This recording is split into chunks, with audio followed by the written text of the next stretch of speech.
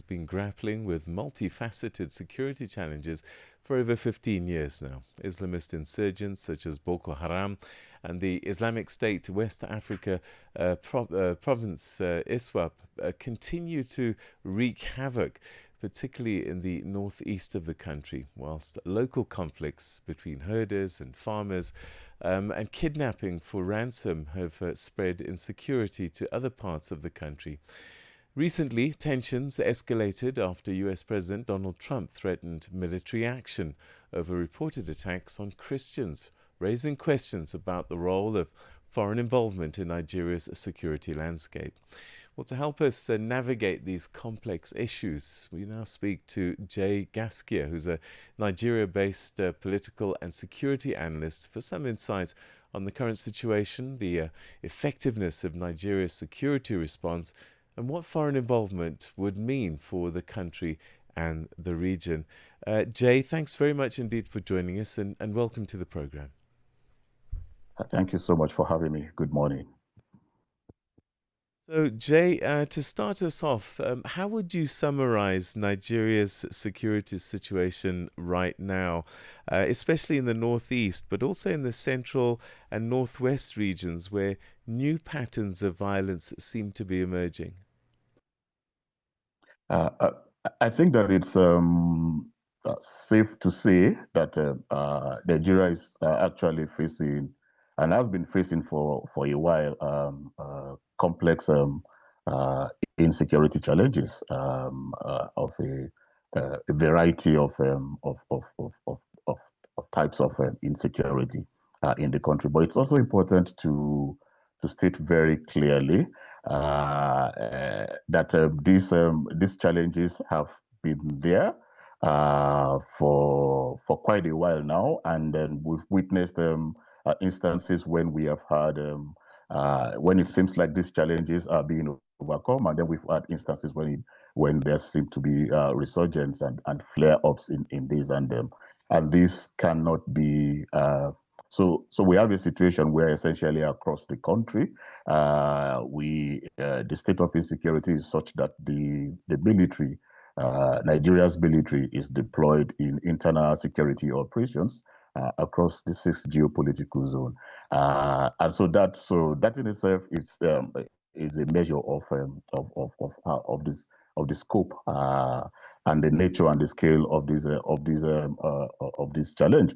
But like you pointed out in your question, really, yes, we are seeing some new patterns that are emerging, but these new patterns have been able to fester, largely because of the unresolved historical grievances and unresolved patterns of conflict that have emerged over those unresolved grievances. So, for example, resource grievances between herders and farmers. For instance, resource grievances in the north of Nigeria, resource grievances between over resource control in the oil-rich Niger Delta, for instance, and so on and so forth. Inter and intra-communal conflicts in many parts of the country, a number of them occasioned by boundary disputes between communities, by challenges and disputes over farmland, over water resources, and so on and over political contestations and mobilizations. And so these new patterns, particularly the two primary ones, which we can say the Islamist insurgents, and then also the armed organized armed banditry, large-scale armed banditry. What they have done is to fester on these existing source, and then to ride on the back of this in terms of the mobilization grievances. That said, I think it's clear from this reading of the situation that the biggest challenge in Nigeria, therefore, has been one that is largely a challenge with dysfunctional governance. This is also shown in the field sometimes by the lack of coordination among security agencies, sometimes by the competition for turf. So you have dysfunctional governance. You have you have historically also the inability to meet basic needs of the people, and so which allows grievances to emerge, which also then allows, and because grievance resolution mechanisms are declining or are now ineffective or have been compromised by politicians and the political class, or a number of these factors, you have a situation where therefore the grievances fester, and because they fester, it is very easy where you then have very charismatic individuals to mobilize and organize these grievances, and particularly when there has been failure with respect to employment, job creation, and livelihoods sustainability. I think you've answered what was going to be my second question, and that's been the security forces, the federal security forces response. And I think you've described it as misgovernance on a particular scale. So let me move on to this then. A major focal point has been, particularly recently, that Christians are being specifically targeted by jihadist and extremist groups in Nigeria. Do you think that this is accurate, and is religion a primary driver to some of the factors that are playing out? But I think that religion and ethnicity, because both of them in Nigeria are more like a Siamese twins. Religion and ethnicity are rather not primary factors. They often become secondary factors because of then either the faith or the ethnicity of the communities that are in conflict. They become secondary factors, but they are hardly on their own the basis for the grievance and the basis for mobilization. And so even with the jihadist insurgencies, Boko Haram, ISWAP, and the rest of them in the northeast and the northwest of the country, you find, and that's why it's been difficult even for these jihadist insurgencies to actually mobilize exclusively on the basis of religion, because Nigeria is also a country that is very much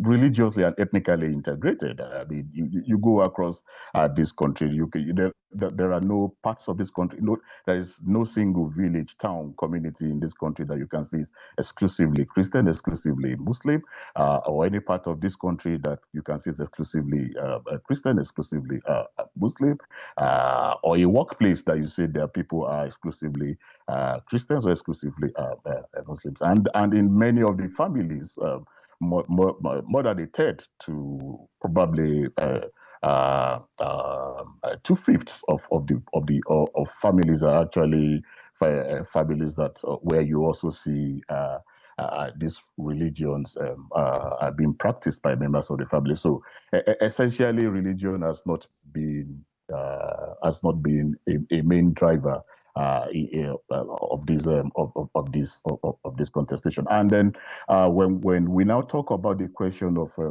whether Christians are being deliberately targeted, so again, I would say this, that so when you have a conflict between nomads who are Fulani and who may be Fulani, who may be Kanuri, and then you have a situation where majority of them are Muslims, and then you have a community of farmers where majority of them are Christians. But in both groups, you still have the other faith. Very easily, a conflict over land, over the use of water, over a pathway, over farmland, can quickly assume the coloration of religion. So, having said that, it is also not true, not totally true to say that that Christians and Christians alone have been targeted, even by the insurgents, because by the Islamic insurgents propagate a variety of Islam that is very absolutist in its in its content, and so Muslims, any other citizen who does not accept those views are infidels, are considered infidels, regardless of whether they are Christians or Muslims, or whether they are Muslim clerics or not. I mean, as recently as 2 weeks ago, 3 weeks ago, 4 weeks ago, we've had attacks on Muslim places of worship in the north of the country, and where people have been, where worshippers and the clerics have been killed and abducted, and we've had some of the abductions associated with this insecurity, Right. particularly by the bandits. It's also one that is does not is not specific in terms of Okay. which targets, because it's really for ransom. Jay, sadly, we're going to have to leave it there. We've run out of time, but thank you so much indeed for your insights on the security situation in Nigeria at this time. Thank you very much for joining us. Thank you so much for having me. So that was Jaye Gaskia, a Nigerian-based political and security analyst, giving us his take on some of the developments that are taking place on the security front there. And Donald Trump has thrown his hat in the ring there, punishing Nigeria seemingly for the record number of attacks against Christians, as he's described it. But we heard there from Jay that it isn't Christians in particular that are being targeted by extremists.